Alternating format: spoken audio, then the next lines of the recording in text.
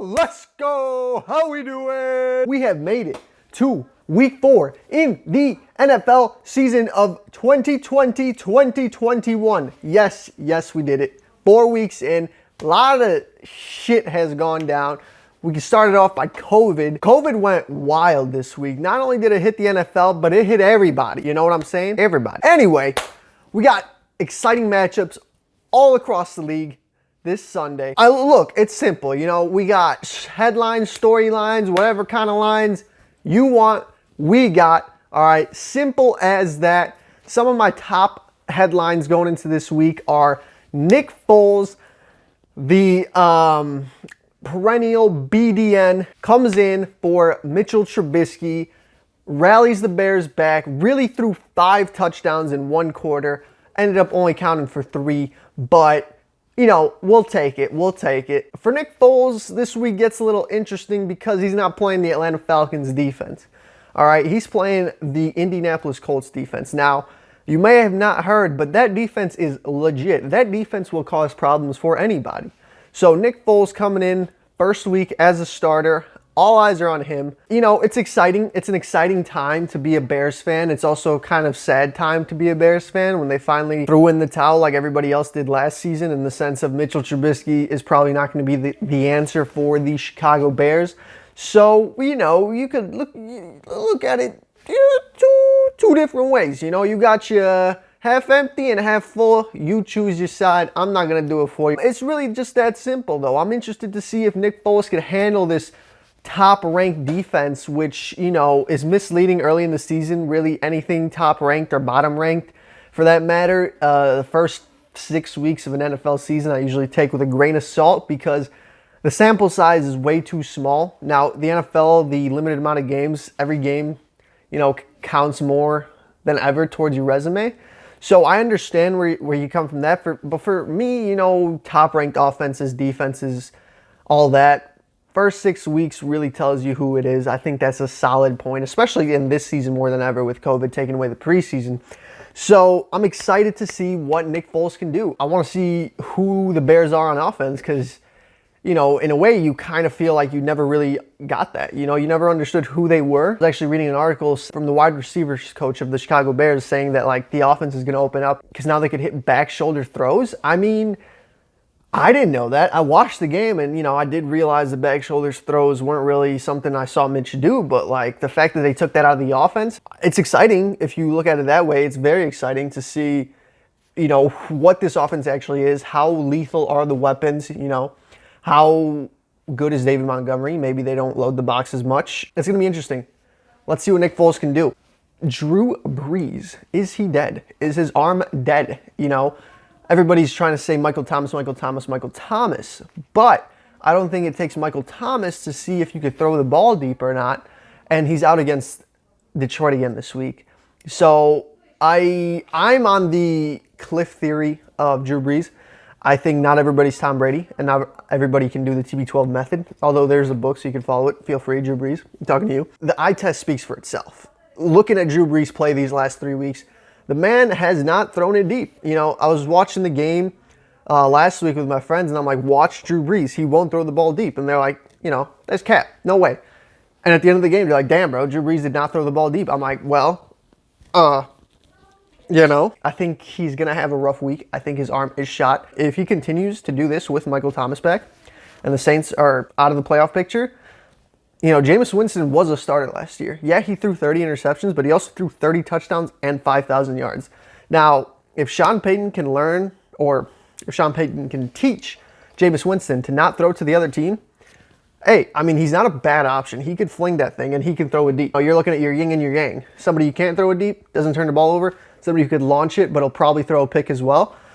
It's going to be interesting to see how that dynamic plays out. Being a Chicago native and watching Aaron Rodgers do things to the Bears that, you know, should not be allowed on national television throughout the years, I can honestly say that this man is back.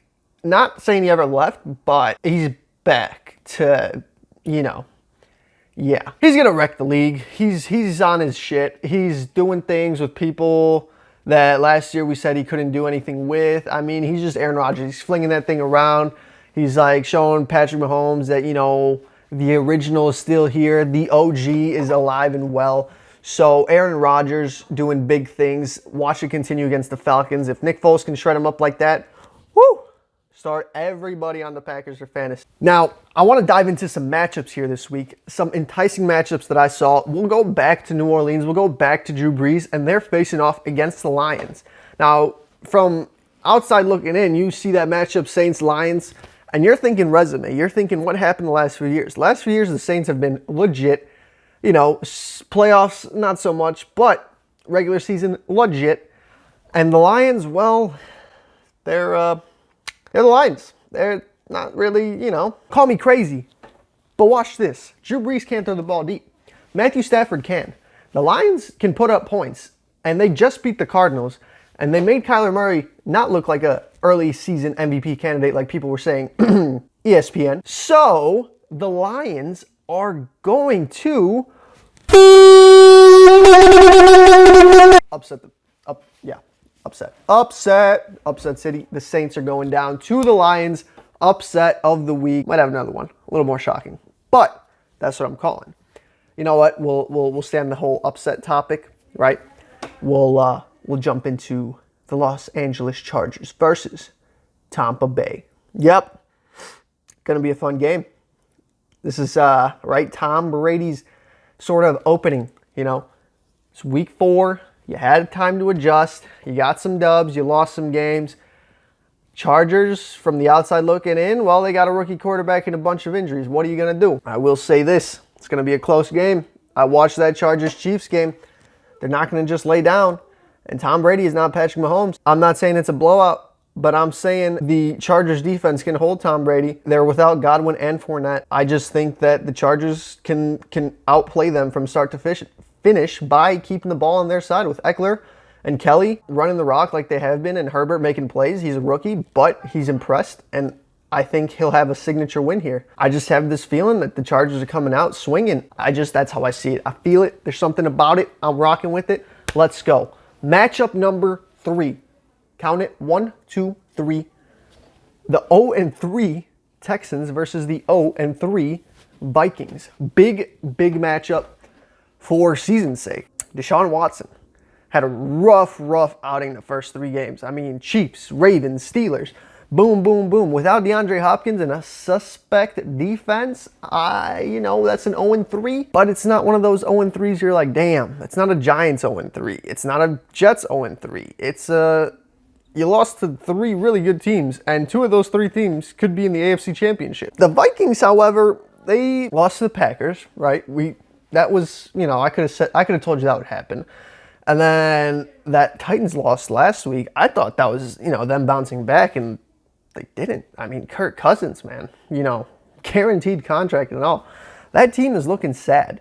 Now, both teams are similar in the sense of they have good pass rushers, but their offensive lines are weak.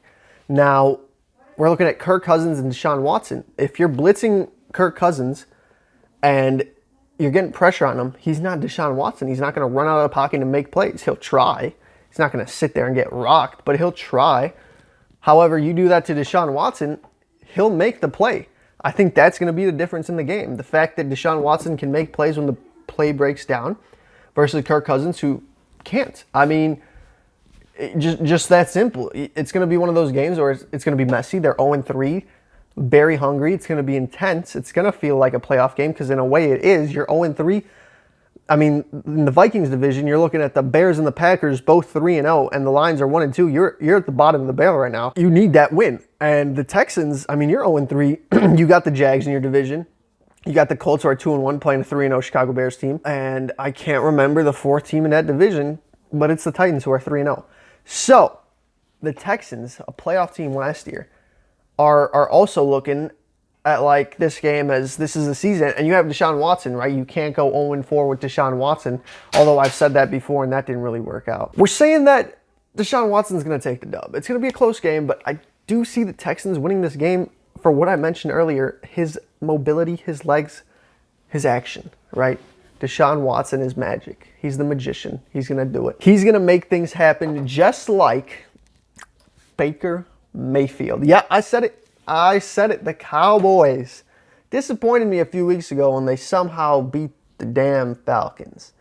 And the Browns are 2-1. The Cowboys are 1-2. The reason I'm picking the Browns is because they're going to need this win more in their playoff race. They're not going to win that division. There's two really good teams there, but there's 7 playoff spots, and they could crack a wild card if they keep this going. They got the talent. And Dallas's weakness is their secondary. And I know Baker hasn't been running or throwing the ball everywhere because they got Hunt and Chubb, but you got Odell and Jarvis and Hooper. You got ballers on the offensive side. I think it's going to be a shootout. I think it's going to be a shootout that nobody really saw coming, because when you think Browns, you don't think shootout.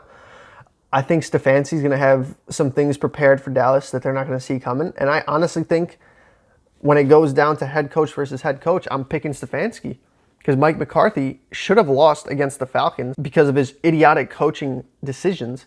And Stefanski, okay, they got romped by the Ravens, but honestly, everybody has except for the Chiefs.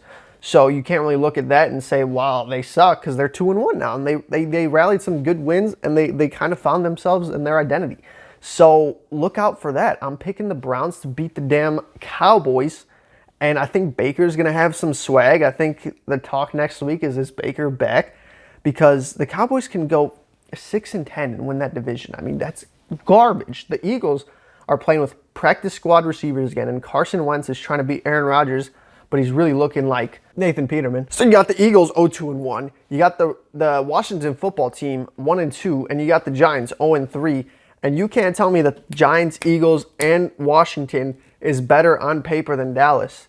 So Dallas could go ahead and lose this game, be 1-3, and they could still be in first place, because I could see everybody in that division losing this week. Browns, Cleveland, let's go. Step up. I see them getting the dub. Fantastic time hanging out here.